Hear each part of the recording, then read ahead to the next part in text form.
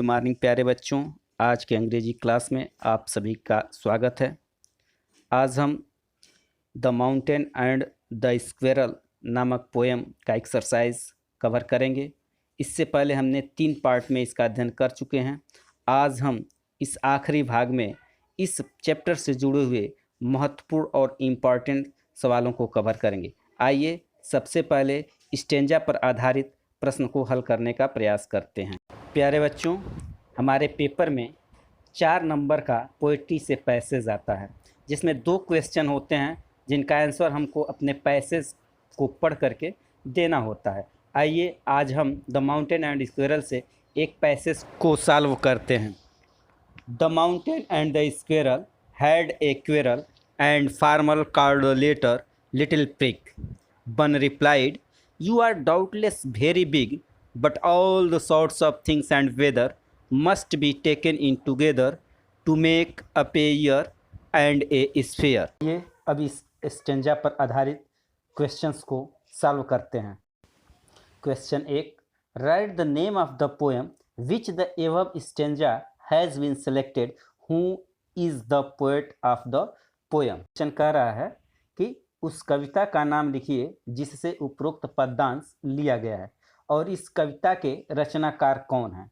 तो हम जानते हैं कि यह the mountain and the squirrel नामक पोएम का है और इसके राइटर राल्फ वाल्डो इमर्सन है। तो इसका आंसर हम कुछ इस प्रकार से देंगे कि the mountain and the squirrel is the name of the poem. This poem is written by Ralph Waldo Emerson. आइए अब दूसरा क्वेश्चन देखते हैं।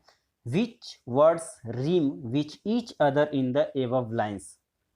तो आंसर होगा reaming words in above lines is squirrel, quirrel, prig, big। यानी squirrel का जो रीमिंग वर्ड्स होगा वो क्वेरल होगा और जो प्रिग का रीमिंग वर्ड्स होगा वो बिग होगा। Question number 3, what is the mountain proud of. यानी पर्वत को किस बात का घमंड था।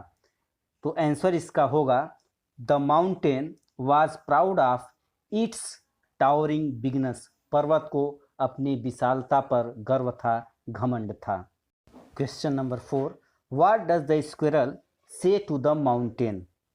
गिलहरी पर्वत से क्या कहती है। The squirrel said to the mountain। पर्वत ने गिलहरी से कहा that you are doubtless very big।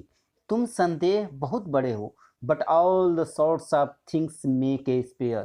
परंतु सभी प्रकार की वस्तुएं मिलकर इस संसार को बनाती हैं। And all the weather makes a year. और सभी मौसम मिलकर के एक साल का निर्माण यानी एक वर्ष का निर्माण करते हैं। इस तरह से हमने एक स्टेंजा को हल किया। बुक में दिए हुए 2 अन्य स्टेंजा और हैं जिनको आप हल करने का प्रयास करेंगे। इसके बाद हम कम्प्रिहेंसिव क्वेश्चन के अंतर्गत इस पाठ के महत्वपूर्ण क्वेश्चन आंसर को देखेंगे। Question number 1, who had a quarrel. झगड़ा किस किस से हुआ। तो आंसर होगा the mountain and the squirrel had a quarrel. पर्वत और गिलहरी के मध्य झगड़ा हुआ। Question number 2, why did the quarrel begin. झगड़ा क्यों प्रारंभ हुआ। The quarrel begin because the mountain told the squirrel a little prig. झगड़ा इसलिए प्रारंभ हुआ क्योंकि पर्वत ने गिलहरी को एक तुच्छ प्राणी कहा। Question number 3, who do the words farmer and later stand for. Farmer और लेटर शब्द किसके लिए प्रयोग किए गए हैं। The word farmer stand for the mountain and later for the squirrel. Farmer शब्द पर्वत के लिए और लेटर शब्द गिलहरी के लिए प्रयोग किए गए हैं। Question number 4, what does the word one refer to. One शब्द क्या संदर्भित करता है। The word one refer to the squirrel. One शब्द गिलहरी को संदर्भित करता है, यानी वन शब्द का प्रयोग गिलहरी के लिए प्रयोग किया गया है। अब क्वेश्चन नंबर 5 को देखते हैं। What example does the squirrel give the proof that it is an important as other things that go to the make up this world. गिलहरी इस बात को सिद्ध करने के लिए क्या उदाहरण देती है कि वह भी उतनी ही महत्वपूर्ण है जितनी और वस्तुएं जो संसार को बनाती हैं। Answer, the squirrel says that both big and the small things have their own importance in the world. If a squirrel cannot carry forest on its back, the mountain cannot crack a nut. The squirrel says, गिलहरी कहती है that कि both big and the small things have their own importance in the world. संसार में बड़ी तथा छोटी दोनों वस्तुओं का अपना महत्व है. If a squirrel cannot carry forest on its back, the mountain cannot crack a nut. यदि गिलहरी पर्वत को अपनी पीठ पर नहीं ढो सकती है तो पर्वत भी एक अखरोट नहीं तोड़ सकता है. आइए अब क्वेश्चन नंबर 6 को देखते हैं. What is the quality that the squirrel has but the mountain does not have? Question कहता है कि वह कौन सा गुण है जो गिलहरी के पास है लेकिन पर्वत के पास नहीं है. तो इसका आंसर हम इस प्रकार देंगे. The squirrel can crack A nut but the mountain can not do it. गिलहरी अखरोट तोड़ सकती है लेकिन पर्वत ऐसा नहीं कर सकता है. आइए अब क्वेश्चन नंबर 7 और आखिरी क्वेश्चन देखते हैं.